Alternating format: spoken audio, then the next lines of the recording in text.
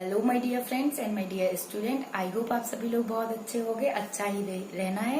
Please घर पे रहिए, सुरक्षित रहिए, अपना और अपने परिवार का ध्यान रखे रहिए और सबसे मस्ट इम्पोर्टेंट चीज पढ़ते रहिए। ठीक है, तो ये अपना कॉन्स्टिट्यूशन का सेकंड पार्ट है। फर्स्ट पार्ट अपन लोग एकदम डिस्कस कर चुके हैं बहुत ही अच्छी तरीके से, कैसे क्या समिति थी, कौन कौन सी कमेटीज थी, कौन कौन कमेटी के हेड थे, सबसे इम्पोर्टेंट कमेटी कौन थी, इलेक्शन कैसे हुए, किस किस के पास कौन कौन से डिपार्टमेंट थे, जो कैबिनेट मिनिस्टर थे उनके डिपार्टमेंट क्या क्या थे, तो और जो आपके सेशन हुए वो क्या हुए, फर्स्ट सेशन में क्या हुआ, सेकंड सेशन में क्या हुआ, थर्ड सेशन में क्या हुआ, ये अपन लोगों ने अच्छी तरीके से डिस्कस कर लिया है। ठीक है, आज का जो पार्ट है वो बहुत ही फैक्ट से भरा हुआ पार्ट है और बहुत ही इंपॉर्टेंट फैक्ट है जो कि एग्जाम्स में पूछ लिए जाते हैं। किसी भी टाइप का एग्जाम्स हो, चाहे स्टेट पीसीएस हो, यूपीएससी हो या फिर किसी भी, चाहे आपका कॉम्पिटिशन, रेलवे, एसएससी, बैंकिंग, कोई भी आपका एग्जाम्स हो, फैक्ट आपको मिल ही जाएंगे कहीं ना कहीं पे और बहुत ही इंपॉर्टेंट टॉपिक होता है। तो आइए डिस्कस करते हैं। तो जो आपका कॉन्स्टिट्यूशन है, ये सबसे इम्पोर्टेंट क्वेश्चन पूछ लिया जाता है कि जो डॉक्टर अंबेडकर साहब थे, जो प्रारूप समिति के अध्यक्ष थे, या जो जिन्हें संविधान का पिता कहा जाता है, फादर ऑफ कॉन्स्टिट्यूशन कहा जाता है, ये आखिर आपके किस क्षेत्र की संविधान सभा से निर्वाचित होकर इलेक्टेड होके आए थे? तो आंसर होगा आपका बंगाल। जी हाँ, ये बंगाल सभा से इलेक्टेड होके आए थे। बहुत ही इंपॉर्टेंट चीज है, उसको याद रखिएगा। अगर अपन लोग बात करें कि जो कॉन्स्टिट्यूशन थे, जैसे कि हमने आपसे कहा कि कॉन्स्टिट्यूशन को लागू करने से पहले इसमें 2000 संशोधन या अमेंडमेंट्स किए गए। लास्ट लेक्चर में अपन लोगों ने डिस्कस किया है। तो एक कैसे, जब कोई हम बात रखते हैं तो कई लोगों के सवाल उठते हैं, कई लोग उस पर सहमत होते हैं, कई लोग उससे सहमत नहीं होते हैं। तो ये बहुत ही इंपॉर्टेंट बात होती है कि जो उसके जो निर्णय लिए जा रहे थे वो किस पद्धति के द्वारा लिए जा रहे थे या कौन सा सिस्टम यहाँ पे अपनाया जा रहा था कॉन्स्टिट्यूशन के डिसीजन लेने के लिए। जी हाँ, तो ये अपनाया जा रहा था सहमति और समायोजन की पद्धति। जी हाँ, सहमति और समायोजन की पद्धति को क्या करके एक्सेप्ट करके इस कॉन्स्टिट्यूशन के डिसीजन लिए जा रहे थे। डिसीजन से तात्पर्य है कि इन लोगों के लिए ये फैसिलिटी है, ऐसा होना चाहिए, ऐसा होना चाहिए, तो सब लोग उस पर समायोजन और क्या कर रहे थे, सहमति रख रहे थे। इसी पद्धति से क्या लिए जा रहे थे, डिसीजन लिए जा रहे थे। ओके, अगर अपन लोग नेक्स्ट, जैसे कि अभी अपन लोगों ने डिस्कस जो कॉन्स्टिट्यूशन का लेक्चर है उसमें अपन लोगों ने डिस्कस किया था कि जो एक अलग से हमने आप लोगों को वीडियो प्रोवाइड करवाया है रियासतों का। जी हाँ, देसी रियासतें या टेरिटरी स्टेट। जैसा कि हमने बताया कि 3 जून को माउंट बैटन की जो योजना आई थी, स्कीम आई थी, उसके बाद जो पूरा इंडिया था वो 2 पार्ट में डिवाइडेड हो गया था। इंडिया और पाक कितने में डिवाइडेड हो गया था, 2 पार्ट में डिवाइडेड हो गया था।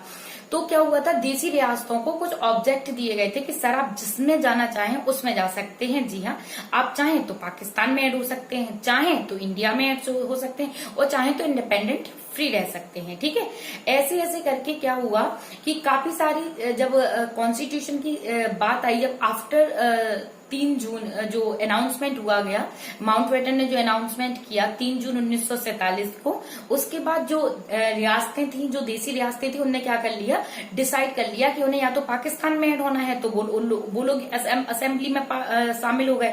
कि जिसने डिसाइड किया कि उसे इंडिया में ऐड होना है तो उन लोगों के रिप्रेजेंटेटिव या प्रतिनिधित्व आके संविधान सभा में या कॉन्स्टिट्यूशन असेंबली में शामिल हो गए। और जिनने ये डिसाइड कर लिया कि नहीं भाई हम तो इंडिपेंडेंट रहेंगे, उनके भी आके क्या हो गए, शामिल होने लगे। लेकिन एकमात्र रियासत ऐसी थी, जी हाँ, एकमात्र टेरिटरीज स्टेट ऐसी थी जो कि कॉन्स्टिट्यूशन असेंबली में जिसका कोई भी रिप्रेजेंटेटिव या कोई भी प्रतिनिधित्व नहीं आया था, और उस रियासत का नाम है हैदराबाद। ये क्वेश्चन बहुत ही इंपॉर्टेंट क्वेश्चन है, कई बार पूछ लिया गया है कि कॉन्स्टिट्यूशन की असेंबली में किस रियासत के प्रतिनिधित्व या रिप्रेजेंटेटिव ने भाग नहीं लिया था? तो आपका आंसर होगा हैदराबाद के किसी भी रिप्रेजेंटेटिव कॉन्स्टिट्यूशन असेंबली में नहीं आए थे, जो कि इंपॉर्टेंट टॉपिक है। ठीक है, अगर अपन लोग बात करें कि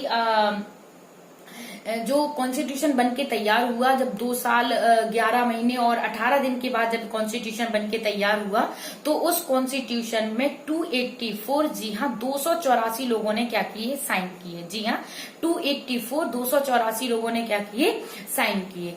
इन साइन में 284 में 15 महिलाएं भी ऐड हैं। जी हाँ, विथ इंक्लूडिंग 15 वोमेन। इस 284 जो पूरे मेंबर हैं आपके, 284 जो पूरे मेंबर हैं आपके, इसमें आपकी 15 वुमेन्स भी थी जिन्होंने क्या किया, कॉन्स्टिट्यूशन में साइन किए। हिंदी इंग्लिश दोनों लैंग्वेज में साइन किए थे, लेकिन अगर पूछा जाए तो ज्यादातर लोगों ने साइन किए थे वो इंग्लिश लैंग्वेज में किए थे। लेकिन मात्र एक ऐसे व्यक्ति थे जिनका नाम था अब्दुल कलाम, जी हाँ, जिन्होंने अपने साइन उर्दू लैंग्वेज में किए थे। याद रखिएगा, बहुत इंपॉर्टेंट पॉइंट है, कई बार पूछ लिया जाता है कि कॉन्स्टिट्यूशन में ऐसे व्यक्ति का नाम बताइए जिन्होंने अपने साइन किसमें किए थे, उर्दू में, उर्दू लैंग्वेज में किए थे। तो अब्दुल कलाम जी एक ऐसे व्यक्ति हैं जिन्होंने अपने साइन उर्दू लैंग्वेज में किए थे। ओके, बिना जो संविधान है वो किसी टाइपिंग से नहीं किया गया है, किसी टेक्नोलॉजी मशीन का यूज नहीं किया गया है। जी हाँ, ये आपके हाथ से लिखा गया संविधान है। प्लीज आप लोग हमें कमेंट करके बताइए कि भारत का संविधान किसने लिखा है और किस स्टाइल है, किस फॉर्म में लिखा है। ठीक है, तो आप लोगों के कमेंट जरूर आनी चाहिए इस पे कि किसने लिखा है भारत का संविधान। ठीक है, और जो भारत के संविधान की आपके जो मूल प्रतिलिपि है या जो मेन आपकी संविधान है, जो चाहे वो हिंदी लैंग्वेज का हो चाहे वो आपका इंग्लिश लैंग्वेज का हो, दोनों ही संविधान भारत के एट प्रेजेंट भारत के पार्लियामेंट में एक हीलियम बॉक्स में रखे हुए हैं। जी हाँ, इसको एक इम्पोर्टेंट क्वेश्चन है, कहाँ पे रखे हुए हैं, हीलियम बॉक्स में रखे हुए। असली जो संविधान है जो लिखे गए थे वो आपके हीलियम बॉक्स में रखे हुए हैं, ताकि वो लॉन्ग टाइम तक ऐसे के ऐसे अच्छे तरीके से रखे रहेंगे। ओके, नेक्स्ट अपन लोग बात करें तो 24 जनवरी नेक्स्ट अगर अपन लोग बात करें तो 24 जनवरी 1950 बहुत ही ऐतिहासिक तारीख है। जी हाँ, इसी दिन राजेंद्र प्रसाद जी को स्वतंत्र भारत का पहला राष्ट्रपति बनाया गया था, और साथ ही राष्ट्रगीत और राष्ट्रगान को भी क्या कर लिया गया था, एडॉप्ट कर लिया गया था या एक्सेप्ट कर लिया गया था। ठीक है, तो सबसे पहले थोड़ा सा बात कर लेते हैं अपन लोग राष्ट्रगीत की। जी हाँ, राष्ट्रगीत कौन सा है आपका, वंदे मातरम।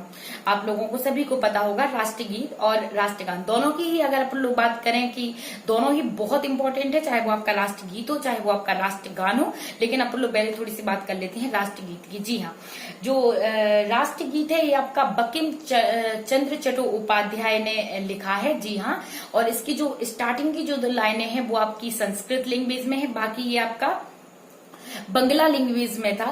और इसको जो ये जो 7 नवंबर 1876 में ये लिखा गया था, बंकिम चंद्र चट्टोपाध्याय ने लिखा था। ओके, अगर अपन लोग बात करें राष्ट्रगीत की, जी हाँ, तो राष्ट्रगीत को गाने में 1 मिनट 5 सेकंड लगते हैं। अगर फॉर्म सेकंड में पूछे तो 65 सेकंड लगते हैं आपको राष्ट्रगीत को गाने में। रिदम दिया था रविंद्रनाथ टैगोर ने। जी हाँ, रविंद्रनाथ टैगोर ने, और इसको सबसे पहले फर्स्ट टाइम 1896 के कलकत्ता सेशन में गाया गया था। जी हाँ, 1896 के 1896 के कलकत्ता सेशन में क्या किया गया था, गाया गया था।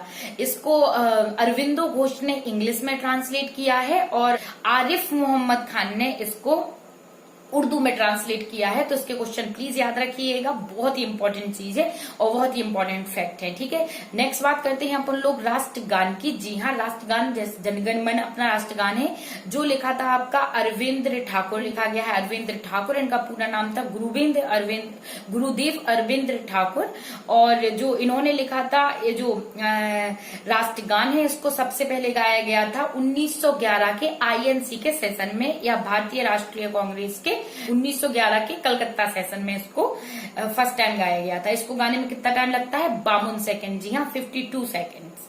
ठीक है, तो आई होप आप लोगों को उसको बहुत अच्छी तरीके से समझ गए होंगे। बात करते हैं अपन लोग राष्ट्रीय ध्वज। जी हाँ, अपने तिरंगे की। ठीक है, तो जो तिरंगा है वो तो वैसे आपका 22 जुलाई 1947 में एक्सेप्ट किया गया था, 22 जुलाई 1947 में एक्सेप्ट किया गया था। लेकिन ये तिरंगा जो ऐसा है, ये अभी पहले ऐसा नहीं था। ये बहुत सारे इसमें संशोधन हुए हैं, बहुत सारे अमेंडमेंट्स हुए हैं। तो थोड़ा इसकी हिस्ट्री देख लेते हैं। जी हाँ, तो कुछ इस प्रकार इसकी हिस्ट्री है। जो पहला तिरंगा आया था वो आया था आपका 7 अगस्त 1906 में। कब आया था? 7 अगस्त 1906 में। ये जो तिरंगा था ये आपका 3 लाइन थी इसके। सबसे ऊपर थी आपकी ग्रीन कलर की, बीच में थी आपकी पीले कलर की, नीचे थी आपकी ऑरेंज कलर की लाइन या रेड कलर की लाइन। और जैसा कि आप लोग देख पा रहे हो सन और मून आपका बना हुआ है और ऊपर जो है आपकी कमल है। तो इस तरीके से जो आपका पहला जो ध्वज बनाया गया था वो इस तरीके का था। कब बनाया गया था? 7 अगस्त 1906 में। जी हाँ, 1906 में। ठीक है। और इसे कब फहराया गया था? कलकत्ता के ग्रीन पार्क में। याद रखिएगा, कलकत्ता के ग्रीन पार्क में, जो कि इम्पोर्टेंट है। जो दूसरा जो फ्लैग है वो आपका कुछ इस प्रकार था। इसमें ऊपर आपके ऑरेंज, नीचे पीली और लास्ट में ग्रीन कलर की लाइन थी और बीच में वंदे मातरम लिख रखा था। सूरज और चंद्रमा इसके हिंदू मुस्लिम की यूनिटी के प्रतीक थे। और जो आपके जो ऊपर स्टार है ये सप्तऋषि तारे हैं, जो कि अभी आप लोग आसमान में एक साथ देखते हैं, जिन्हें सप्तऋषि तारा कहते हैं अपन लोग, उनको ही दर्शाया गया था इस फ्लैग में। ठीक है। नेक्स्ट है वो तीसरा तिरंगा था। जो तीसरा तिरंगे का रूप है ये आपका कुछ इस प्रकार है।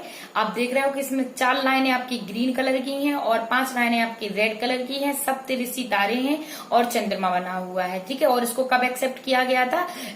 इसको कब लाया गया था? इसको लाया था 1917 में या 1917 में। नेक्स्ट है फोर्थ आपका, जो कुछ इस प्रकार है। आप देख रहे हो इसमें आपको सिर्फ 2 लाइनें दिख रही हैं, एक ग्रीन और एक रेड, और बीच में चरखा दिख रहा है गांधी जी का। इसको एक्सेप्ट किया गया था आपको 1931 में। जी हाँ, भारतीय अखिल भारतीय एक सत्र हुआ था, उस सत्र में इसको फहराया गया था। और एक विजयवाड़ा का एक व्यक्ति था, आंध्र प्रदेश के विजयवाड़े में, आंध्र प्रदेश के व्यक्ति ने इसको बनाया था और गांधी जी को दिया था। गांधी जी ने सजेस्ट किया था कि इसमें बीच में एक और सफेद कलर की लाइन होनी चाहिए और चरखा जो है वो चलता हुआ होना चाहिए। गांधी जी ने तिरंगे को सजेस्ट किया था कि ऐसा होगा तो और अच्छा रहेगा। ठीक है। जो नेक्स्ट फिर आया वो आया आपका 1931 में और गांधी जी के कहे अनुसार इसमें संशोधन किया गया और इसमें बीच में एक सफेद कलर की लाइन की गई और जो चरखा है उसको क्या हुआ? चलता हुआ बताया गया। जो चरखा है इसको चलते हुए दिखाया गया। ओके, तो अब आप लोग समझ पा रहे होंगे। नेक्स्ट बात करते हैं, वो करते हैं अपने वर्तमान तिरंगे की। जी हाँ, जो वर्तमान तिरंगा है वो 3 कलर का है। ऑरेंज, जिसको अपन लोग केसरिया, सफेद और ग्रीन यानी हरा कलर है और बीच में अशोक चक्र है। इसको 22 जुलाई 1947 को एक्सेप्ट किया गया था और इसे डिजाइन किया है पिंगली वैकैया ने और ये आंध्र प्रदेश के रहने वाले हैं। जी हाँ, और ये 3 कलर हैं जो अलग अलग हैं। जो आपका ऊपर केसरिया यानी ऑरेंज, बीच में सफेद और नीचे आपका ग्रीन कलर यानी कि हरा कलर है, बीच में अशोक चक्र है। और इसको एक्सेप्ट किया गया था 22 जुलाई 1947 में। 22 जुलाई 1947 में इसको एक्सेप्ट किया गया था। इसको डिजाइन किया गया है आंध्र प्रदेश के पिंगली वैकैया के थ्रू और इसका जो रेशियो है, जो इसकी लंबाई है वो है आपकी 3 और जो इसकी चौड़ाई है वो है 2। जो इसका रेशियो है वो है आपका 3:2। ठीक है, तो इसको आप लोग याद रखिएगा। अगर अपन लोग बात करें कलर की, जी हाँ, तो जो केसरिया कलर होता है वो आपका बलिदान और साहस का प्रतीक होता है। इसको याद रखिएगा। जो केसरिया कलर जो ऊपर की लाइन है ये प्रतीक होती है बलिदान का और साहस का, जबकि जो सफेद रंग होता है वो प्रतीक होता है आपकी पवित्रता का, शांति का। और जो आपका हरा कलर होता है ये आपका प्रतीक है उर्वरता का और सफलता का। ठीक है, तो इस तरीके से आपके 3 कलर हैं, तीनों की एक अपने स्पेसिफिक है। और इसके जो बहुत इंपॉर्टेंट क्वेश्चन है, कभी भी पूछ लिए जाते हैं एग्जाम्स में। और जो आपका नेक्स्ट पार्ट आएगा उसमें अपन लोग कॉन्स्टिट्यूशन के फीचर्स की बात करेंगे। जी हाँ, कि क्या क्या फीचर्स हैं अपने कॉन्स्टिट्यूशन में, बहुत ही अच्छी तरीके से अपन लोग समझेंगे। और इस तरीके से 1 2 3 करके अपन लोग 3 पार्ट में कॉन्स्टिट्यूशन को बहुत ही अच्छी तरीके से कंप्लीट कर लेंगे। ज्यादा लॉन्ग वीडियो इसलिए नहीं बनाते हैं क्योंकि पढ़ने में आप लोगों को बोरियत ना हो, आप लोग आराम से अपने एक टॉपिक को अच्छी तरीके से कर पाए, इसलिए छोटा वीडियो में कन्वर्ट करते हैं। और आप लोग अगर बहुत ज्यादा लंबी वीडियो हो जाएगी तो आप लोगों को प्रॉब्लम होगी, कितना बड़ा टॉपिक है, तो इसे छोटा छोटा करके आराम से कंप्लीट करते हैं। बस आप लोग पढ़ते रहिए और जो भी हम क्वेश्चन पूछ रहे हैं उनके आंसर जरूर देना ना भूलिए, आंसर जरूर दीजिए। और आप लोगों की जो डिमांड आ रही है हिंदी, साइंस, तो धीरे धीरे पढ़िए, सब कुछ पढ़ाया जाएगा। जीएस एक बहुत ही ब्रॉड सिलेबस है, बहुत ही बड़ा सिलेबस है, इसको धीरे धीरे कंप्लीट कीजिए। आपको हम पूरा कंप्लीट कराएंगे, बहुत ही अच्छी तरीके से कंप्लीट कराएंगे। बस साथ बने रहिएगा और देखते रहिएगा और पढ़ते रहिएगा। ओके, धन्यवाद।